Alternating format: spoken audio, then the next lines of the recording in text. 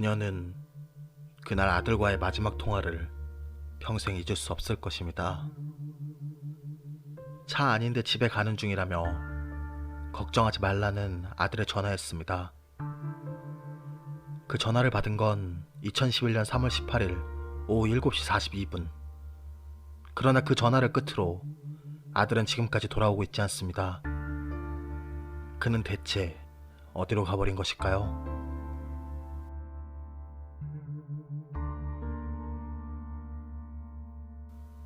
사건의 시작은 그날 오전으로 거슬러 올라갑니다. 오전 9시가 조금 넘은 시각, 아들 이우재 씨는 운동을 하러 간다며 집을 나섭니다. 그렇게 집을 나선 이 씨는 경상북도 김천에 직지사로 향했습니다. 이후 오후 1시 54분 어머니와 통화를 합니다. 당시 어머니는 이 씨가 황악산 직지사에 있다고 말했다고 합니다. 그리고 오후 6시 10분 아버지에게 전화가 안 된다는 문자를, 오후 7시에는 아내에게도 마찬가지로 전화가 안 된다는 문자 메시지를 보냅니다. 그러다 2분 뒤 아내와 전화 연결이 됩니다.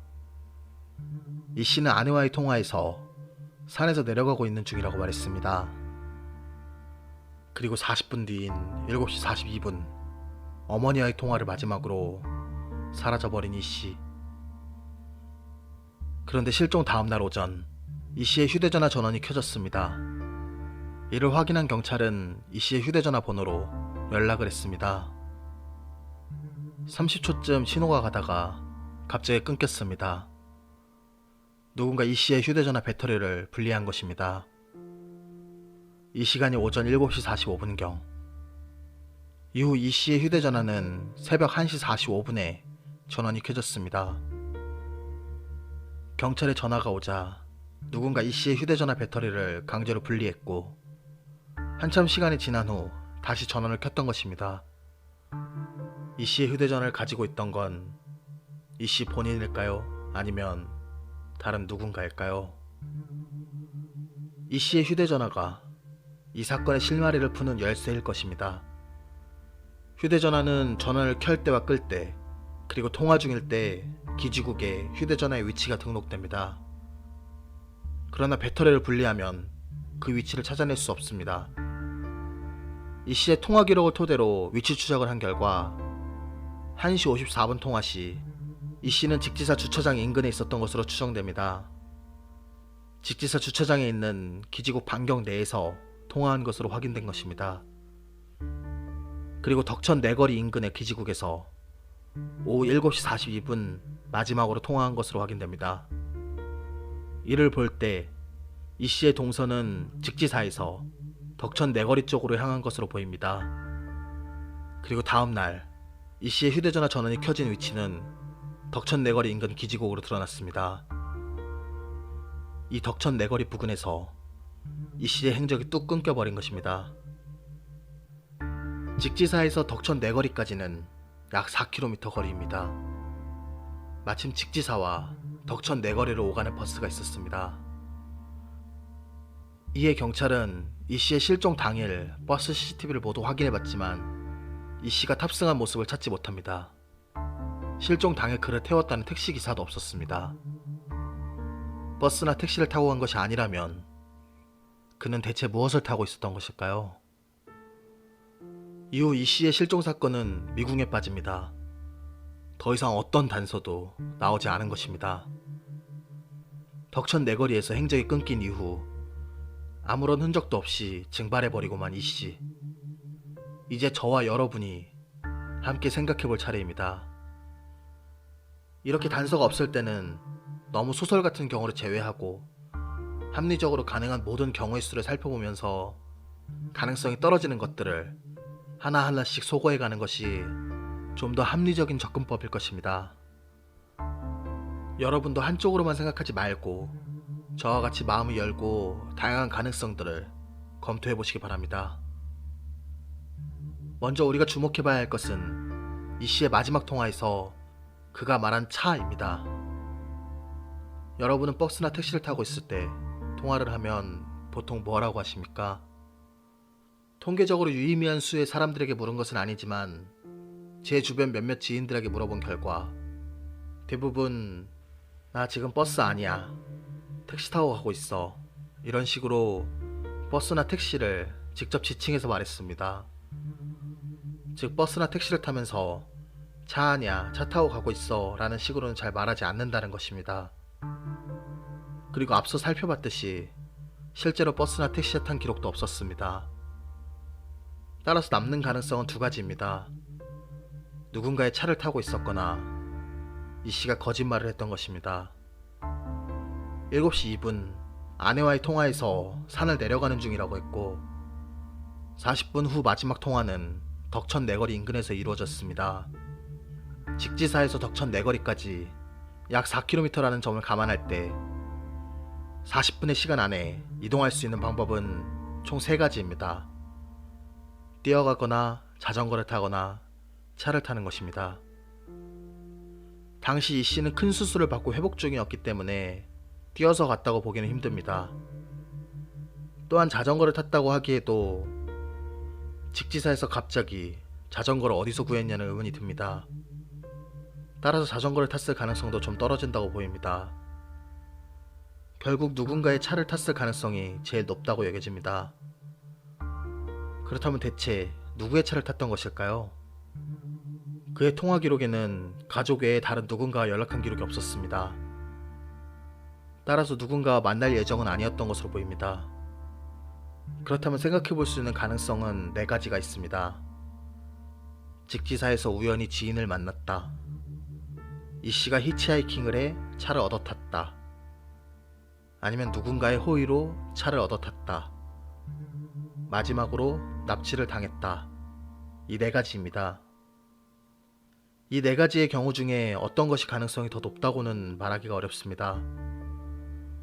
다만 이 씨는 마지막 통화에서 차를 타고 집에 가고 있으니 걱정하지 말라고 말했습니다. 처음 3가지의 경우는 통화 내용이 자연스럽게 이어집니다. 하지만 납치를 당했다면 통화 내용과는 조금 어긋납니다. 그렇지만 납치를 당한 경우라도 범인이 괜찮다고 말하라고 협박한 것이라면 어느 정도는 합리적으로 들어맞는 것으로 보입니다. 이제 이 4가지의 경우 중 납치를 제외한 나머지 3가지의 경우를 조금 더 자세히 들여다보도록 하겠습니다. 이 3가지의 경우 차를 타고 간 목적지가 어디였는지가 중요합니다. 만약 목적지가 이 씨의 집이라면 경우의 수는 한 가지밖에 없다고 생각합니다. 이 씨와 함께 차에 타고 있던 사람이 갑자기 돌변해 이 씨를 대상으로 납치를 하거나 범행을 하는 경우입니다. 반면 목적지가 덕천 내거리라면 경우의 수는 2가지로 나뉩니다.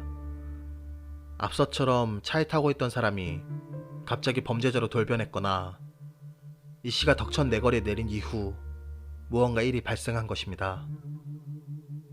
어떤 것이 가능성이 더 높을까요? 일단 모든 가능성을 열어두도록 하겠습니다. 만약에 이 씨가 덕천 내거리에서 내렸다면 어떤 경우의 수들이 있을까요? 혹시 이 씨가 집에 들어갈 계획이 아니었던 것은 아닐까요? 즉 자살이나 가출의 경우의 수가 있을 수 있습니다. 그는 2009년 급성 리프성 백혈병으로 2년여간 투병 생활 끝에 다행히 골수이식을 받고 건강을 회복한 참이었습니다. 생사를 오가던 당시 그는 누구보다 삶에 대한 애착이 강했다고 합니다. 더구나 그는 새 출발을 앞두고 있었습니다.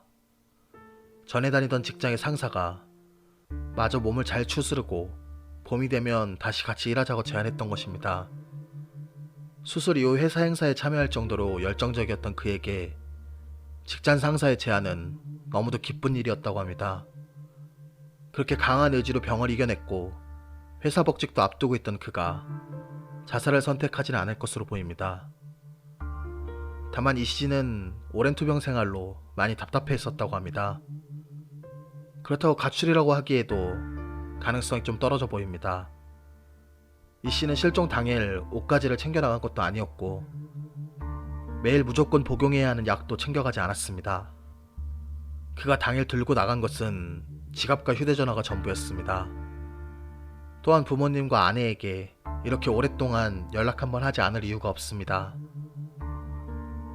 이 씨가 집에 들어갈 계획이 없었던 것이 아니라면 덕천 내거리 인근에 내린 뒤 8km 떨어진 집까지 다른 교통수단으로 갈아타려고 했을 수 있습니다. 따라서 이 씨는 덕천 내거리에 내리고 이동 중에 무언가 일을 당했을 수 있다는 것입니다. 실종 다음 날 휴대전화 전원이 켜졌다 꺼진 것도 덕천 내거리 인근이기 때문에 이 부근에서 무언가 일이 발생했을 가능성이 높습니다. 생각해 볼 수 있는 경우의 수는 3가지입니다. 첫 번째 가능성은 실족입니다. 주변에 산이 있지만 직지사까지 산을 올라갔다 와서 갑자기 산을 향할 리가 없다고 보면 덕천 내거리 인근의 직지천에 있는 다리에서 실족했을 가능성이 있습니다. 다만 실족했다고 하면 직지천 정도의 얕은 천에서 이 씨가 발견되지 않을 리가 없어 보입니다. 두 번째 가능성은 덕천 내거리 인근에서 납치나 범행을 당했을 가능성입니다. 이는 충분히 가능성이 있는 이야기입니다. 그리고 마지막 가능성은 교통사고를 당했을 경우입니다. 실종 당일 덕천 내거리 인근에서 신고 접수된 교통사고는 없었습니다.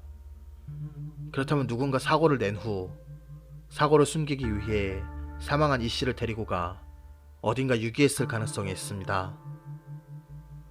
정리를 하면 지금까지 남아있는 가능성은 직지사에서 바로 납치 등 범행을 당한 경우, 누군가의 차를 타고 가다가 범행을 당한 경우, 덕천 내거리에서 내린 이후 범행을 당한 경우, 마지막으로 덕천 내거리에서 내린 이후 교통사고를 당한 경우, 이렇게 4가지입니다. 만약 범행을 당했다면 범인은 과연 누구일까요? 일단 이 씨와 뭔가 원한 관계가 있는 지인이 계획적으로 범행을 준비한 것으로 보기는 힘듭니다. 이 씨와 연락도 하지 않고 이 씨가 어떻게 직지사에 향할 것을 알고 시간까지 맞춰서 갈 수 있을까요? 따라서 면식범이 범인이라고 한다면 우연히 이 씨와 마주친 지인이 이 씨를 데려다 주다가 다툼이 발생했고 우발적으로 범행을 저질렀을 경우 외에는 가능성이 떨어져 보입니다. 한편 비면식범이 범인이라고 해도 다소 의문이 생깁니다. 이 씨는 180cm의 키에 80kg의 건장한 체격이었습니다. 이 씨가 수술 후 건강을 회복하고 있던 중이라는 것을 모르는 사람이 겉보기에 건장한 이 씨를 범행 대상으로 삼을 수 있을까요? 이러한 점으로 볼 때 범인은 2 이상일 수도 있다고 봅니다. 그를 제압할 수 있는 수적 우위에 있는 범인들이 호위동승식으로 이 씨를 태우거나 납치를 했을 수 있습니다. 따라서 생각해 볼 수 있는 범죄의 그림은 다음과 같습니다. 이 씨와 같이 차를 타고 가다 다툼이나 분쟁이 벌어졌고 이에 범행으로 이어졌거나 아니면 애초에 범행 목적으로 이 씨를 태우거나 납치를 한 경우입니다. 그렇다면 범행의 목적은 무엇일까요? 경찰은 이 씨의 출입국 기록, 인터넷 접속 기록, 금융 기록, 계좌 거래 내역 등을 샅샅이 뒤졌지만 아무 기록도 찾지 못합니다. 돈을 노린 범행이 아닌 걸까요? 돈을 노린 것이 아니라면 대체 왜 이 씨에게 범행을 한 것일까요? 단순히 살인이 목적이었을까요?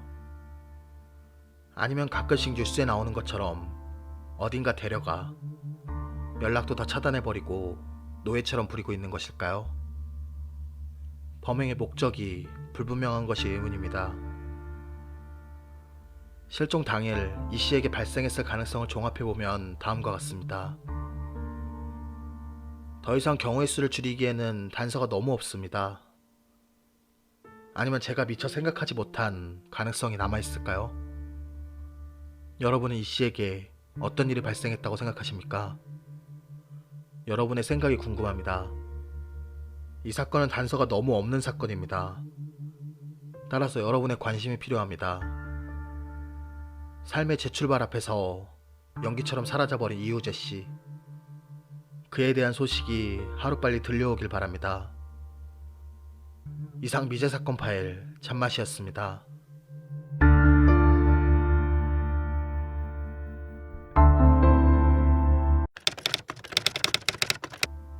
실종 다음날 이 씨의 휴대전화를 가지고 있던 사람은 누구일까요? 범인일까요? 아니면 공범일까요? 그것도 아니면 범인이 버리거나 이 씨가 흘린 휴대전화를 주운 제3자일까요? 분명 휴대전화 전원은 누군가 직접 켜고 배터리를 분리했습니다. 경찰에 전화가 왔을 때 30초간 시동가 갔던 것을 보면 휴대전화를 주운 사람은 고민을 했던 것으로 보입니다. 왜 고민을 했을까요? 그리고 범인이 휴대전화를 가지고 있었다면 실종 다음날 대체 왜 덕천 내거리 인근에 있었던 것일까요? 이상 뒷이야기였습니다.